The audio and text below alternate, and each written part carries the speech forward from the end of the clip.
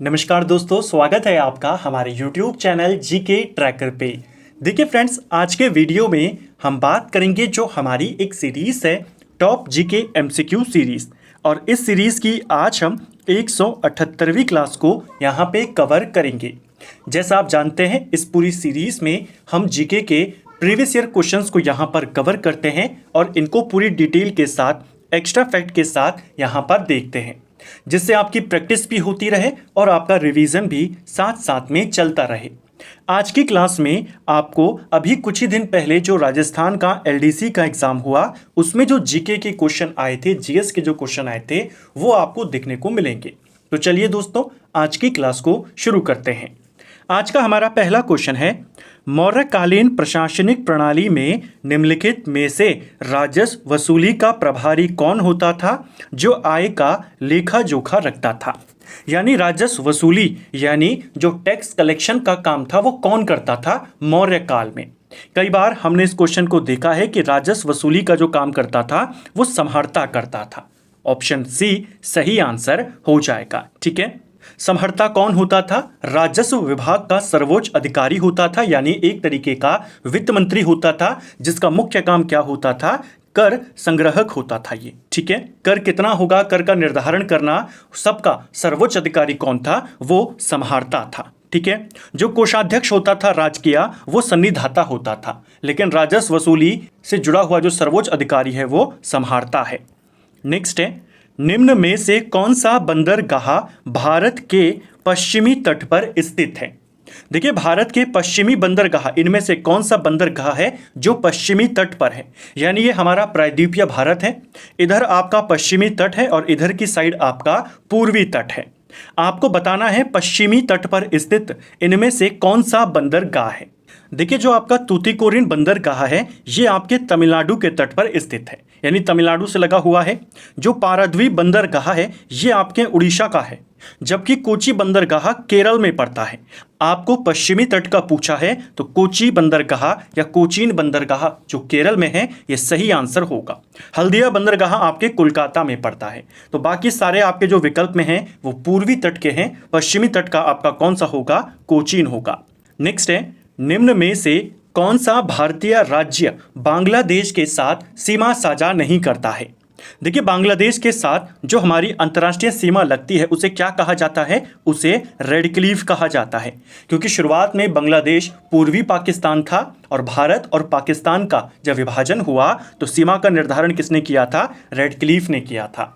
तो चाहे वो इधर वाले पाकिस्तान की सीमा हो उसे भी रेड क्लिफ कहते हैं, और जो बांग्लादेश के साथ लगी है वो भी आपकी रेड क्लिफ सीमा है। ठीक है, बांग्लादेश के साथ हमारी सबसे लंबी सीमा लगती है, 4096.7 किलोमीटर की सीमा हम बांग्लादेश के साथ लगाते हैं। ठीक है, जो कि सबसे ज़्यादा है। टोटल हमारे 5 राज्य बांग्लादेश के साथ लगते हैं, जिसमें प्रमुख है हमारा असम, इसके अलावा वेस्ट बंगाल यानी पश्चिम बंगाल, इसके अलावा त्रिपुरा 3 तरफ से बांग्लादेश से घिरा हुआ है। अब बचे 2 राज्य, एक है हमारा मिजोरम और एक हमारा मेघालय। तो यहाँ पर त्रिपुरा है, मेघालय है, असम है, मणिपुर जो है वो बांग्लादेश के साथ नहीं लगता है। ऑप्शन ए सही उत्तर होगा। निम्न में से कौन सा नगर भारत का प्रथम आर्द्रभूमि नगर बना है? देखिए, रामसर साइट नहीं पूछा है कि भारत की पहली रामसर स्थल कौन बना है। भारत का जो पहला रामसर स्थल था वो चिल्का झील है और राजस्थान का केवलादेव राष्ट्रीय उद्यान है। ठीक है, जिन्हें 1981 में रामसर सूची में शामिल किया गया। यहां पर सवाल है, भारत का पहला आर्द्रभूमि नगर यानी वेटलैंड सिटी, ये कौन हो जाएगा? ये होगा उदयपुर। इंपॉर्टेंट इसलिए है क्योंकि ये सिर्फ ना सिर्फ राजस्थान का बल्कि भारत का भी पहला आर्द्रभूमि नगर है। अलग अलग एग्जाम्स में ये क्वेश्चन बना है। 2023 में उदयपुर, जिसको झीलों का शहर कहा जाता है, आर्द्रभूमि नगर के रूप में घोषित किया गया था। तो ऑप्शन ए सही उत्तर यहां पर होगा। ठीक है, नेक्स्ट है, ट्रिस्ट विथ डेस्टिनी प्रसिद्ध भाषण किसने दिया था? देखिए, काफी फेमस भाषण है ट्रिस्ट विथ डेस्टिनी, जिसका मतलब होता है भाग्य से मुलाकात या नियति से मुलाकात। यह जो भाषण है इसे पंडित जवाहरलाल नेहरू ने दिया था। ऑप्शन ए सही आंसर होगा। देखिए 14 अगस्त आधी रात को, यानी 14 और 15 अगस्त के बीच की रात, जो आधी रात का समय था, उस समय देश की संसद में जो पहला भाषण दिया गया उसी को कहा जाता है ट्रिस्ट विथ डेस्टिनी। यह जवाहरलाल नेहरू का भाषण था क्योंकि वो देश के प्रधानमंत्री थे। इनके भाषण को ही यह टाइटल दिया गया था। ठीक है, इस भाषण को पिछली सदी का सबसे महान भाषणों में शामिल किया जाता है। ठीक है, तो आपको क्वेश्चन बनेगा ट्रस्ट विथ डेस्टिनी क्या है, तो यह भाषण है जिसे नेहरू ने दिया था। पुस्तक का नाम आपने इसे टिक नहीं करना है। ठीक है, नियति से मुलाकात, नियति से साक्षात्कार, ये सब इसका अर्थ होता है। कब दिया गया था? 14 अगस्त 1947 की आधी रात में संसद भवन में यह भाषण दिया गया था। ठीक है, जिसमें वे कहते हैं कि जब सारी दुनिया सो रही है तब भारत जीवन और स्वतंत्रता के लिए जाग रहा है। नेक्स्ट है, कोरापुट खनन केंद्र निम्न में से किस राज्य में स्थित है? कोरापुट खनन केंद्र को लेकर के, यानी जो कोरापुट आपके स्थल है, यह किस खनिज के लिए फेमस है? सिंपल सा आपका क्वेश्चन ये बना था पिछली बार जब ये किसी एग्जाम में आया था। तो कोरापुट अलग अलग पेपर में आता है। कोरापुट जो है आपका, सबसे पहले तो आप इसको नोट कर लीजिए कि ये बॉक्साइट के लिए फेमस है, और बॉक्साइट के लिए फेमस है, और ये आपके कहाँ पड़ता है? उड़ीसा में पड़ता है। Option C. बेटी बचाओ बेटी पढ़ाओ योजना किस वर्ष संपूर्ण भारतवर्ष में लागू हुई थी? देखिए यहां पर यह क्वेश्चन भी पेपर में पूछा गया है। योजना काफी पुरानी है, लेकिन ये जो पेपर हुआ है कुछ ही दिन पहले यह पेपर कंडक्ट हुआ था। इस योजना को, बेटी बचाओ बेटी पढ़ाओ योजना को हरियाणा से शुरू किया गया था और इसे 2015 में पूरे देश में लागू किया गया था। 22 जनवरी 2015 को हरियाणा से इसकी शुरुआत होती है। ठीक है, 1981 में इसरो द्वारा प्रक्षेपित किया गया पहला भू-स्थैतिक उपग्रह कौन सा था? भू-स्थैतिक उपग्रह यानी कि जियो स्टेशनरी सैटेलाइट, इंडिया की पहली जियो स्टेशनरी सैटेलाइट कौन सी है, जिसे 1981 में लॉन्च किया गया था? जल्दबाजी में आपने आर्यभट्ट पर टिक नहीं करना है। आर्यभट्ट हमारी पहली सैटेलाइट थी, हमारा पहला उपग्रह था। आपको भू-स्थैतिक उपग्रह पूछा है। सही आंसर है एप्पल। ऑप्शन बी सही उत्तर यहां पर होगा। देखिए जो नॉर्मल सैटेलाइट होता है वो पृथ्वी का पूरा चक्कर लगाता है, जैसे चांद होता है वैसे अपनी जगह वो बदलता रहता है, पृथ्वी का चारों तरफ का वो चक्कर करता है। जबकि जो भू-स्थैतिक उपग्रह है, नाम से ही पता चल रहा है ये पृथ्वी की गति से चक्कर करता है, यानी जैसे ये पृथ्वी और यहाँ पर इसे सेट कर दिया गया है। ठीक है, तो जिस गति से पृथ्वी चक्कर लगाती रहेगी ये उसी के साथ चक्कर यहाँ पर लगाता रहेगा, यानी हमको एक तरीके से स्थिर है वहाँ पर ऐसा दिखाई देगा। तो पहला उपग्रह आर्यभट्ट 1975, पहला भू-स्थैतिक उपग्रह तब आप कहेंगे एप्पल 1981। नेक्स्ट है, राष्ट्रीय सांख्यिकी आयोग किस वर्ष में संकल्प के साथ स्थापित हुआ था? देखिए राष्ट्रीय सांख्यिकी आयोग की बात करते हैं। इसके लिए जो संकल्प पारित किया गया था या जो इसको स्थापित करने का निर्णय लिया गया था वो आपके जून 2005 में लिया गया था। ठीक है, जबकि ये आयोग अस्तित्व में कब आया? ये अस्तित्व में आया था जुलाई 2006 में। तो दोनों इंपॉर्टेंट आपके वर्ष हैं। यहां पर क्योंकि 2006 दिया नहीं गया है तो आप 2005 को टिक करेंगे। स्थापना 2006 में होती है, पारित इसके लिए जो संकल्प लिया गया वो 2005 में था। नेक्स्ट है, मॉरिशस द्वीप कहाँ स्थित है? तो जो मॉरिशस देश है यह कौन से महासागर में स्थित है? ये आपके हिंद महासागर में स्थित है।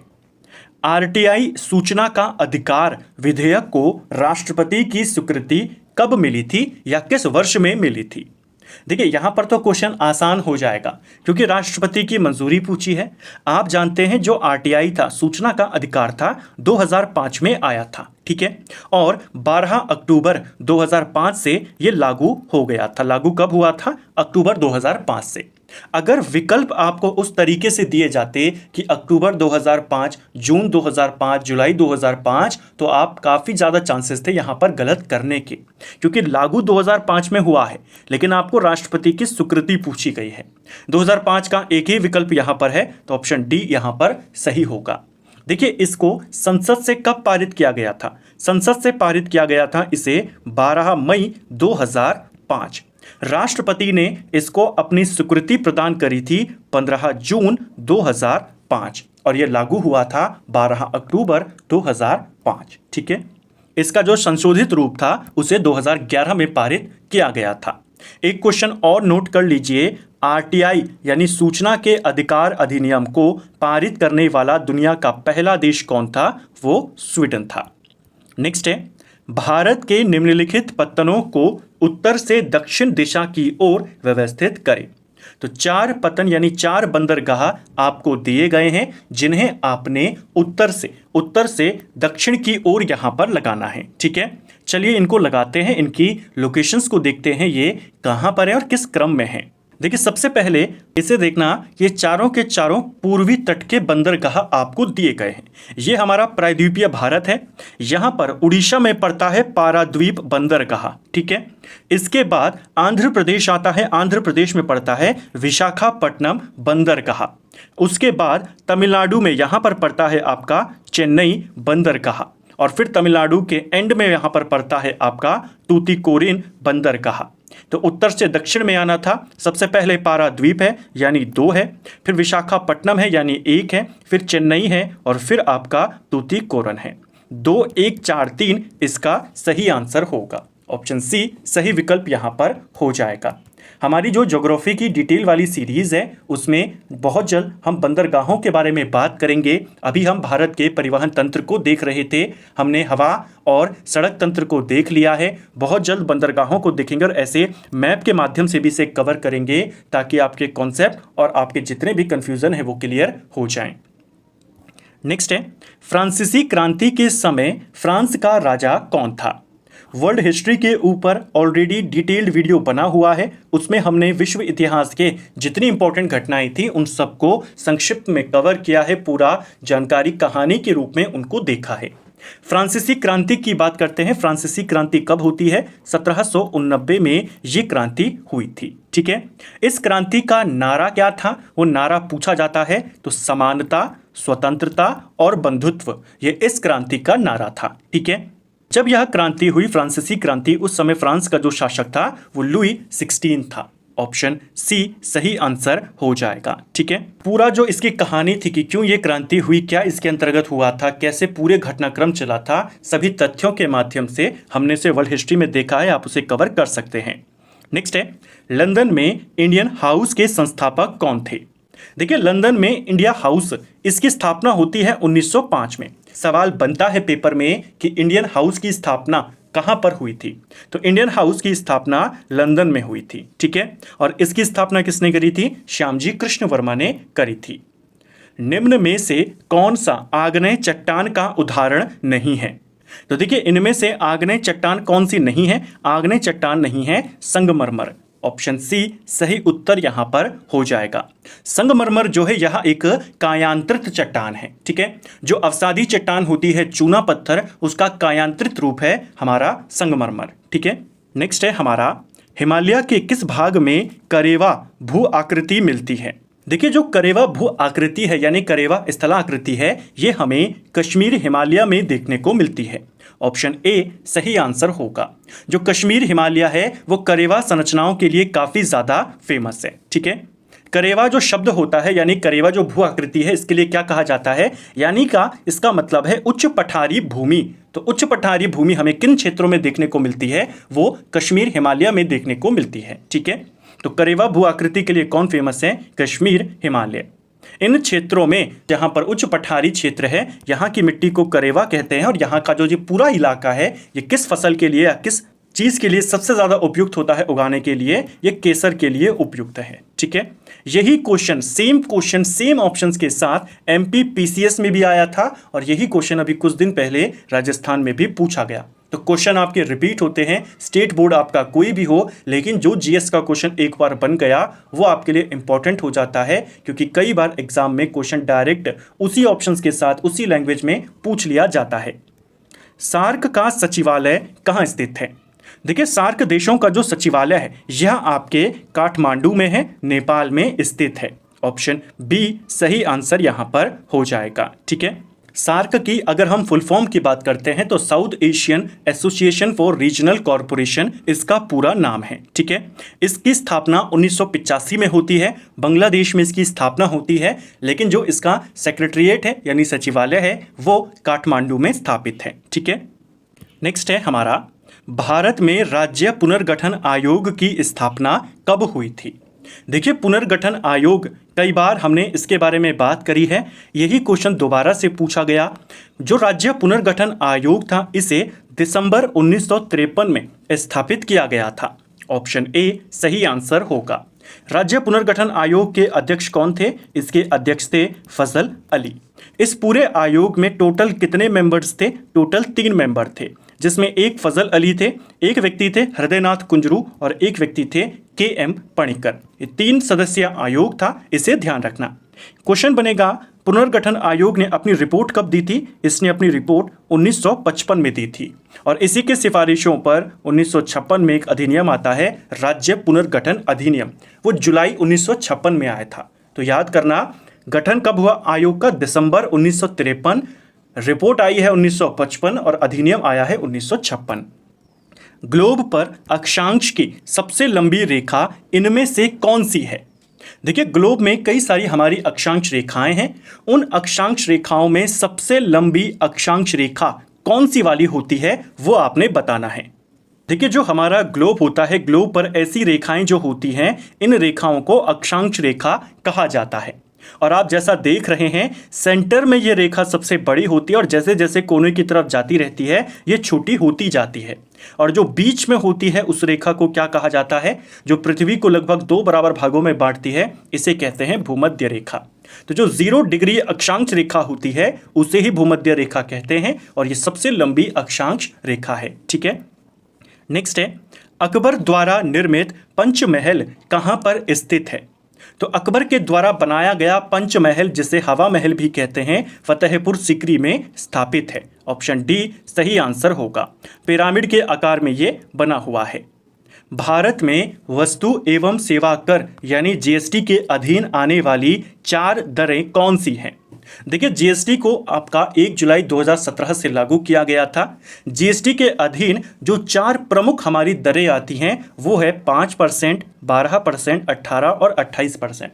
हालांकि 0% भी इसके अंतर्गत आता है, लेकिन 4 प्रमुख की बात करेगा तो वो ये 4 हमारी जीएसटी की दरें हैं। पेपर में हाल ही में ये बना था, इसको भी आपने ध्यान रखना है। ठीक है, तो फ्रेंड्स, ये था हमारा आज का वीडियो जिसमें हमने जीके के 20 इंपॉर्टेंट क्वेश्चंस को यहाँ पर कवर किया, पूरी डिटेल के साथ इनको यहाँ पर देखा, अतिरिक्त तथ्यों के साथ समझा। उम्मीद करता हूँ आपको आज का वीडियो पसंद आया होगा। अगर आपको ये वीडियो पसंद आया है तो वीडियो को लाइक करें, चैनल पर नए हैं तो सब्सक्राइब करें, अपने दोस्तों के साथ शेयर करें। वीडियो आपको कैसा लगा कमेंट बॉक्स में हमें ज़रूर बताएं। Thank you friends.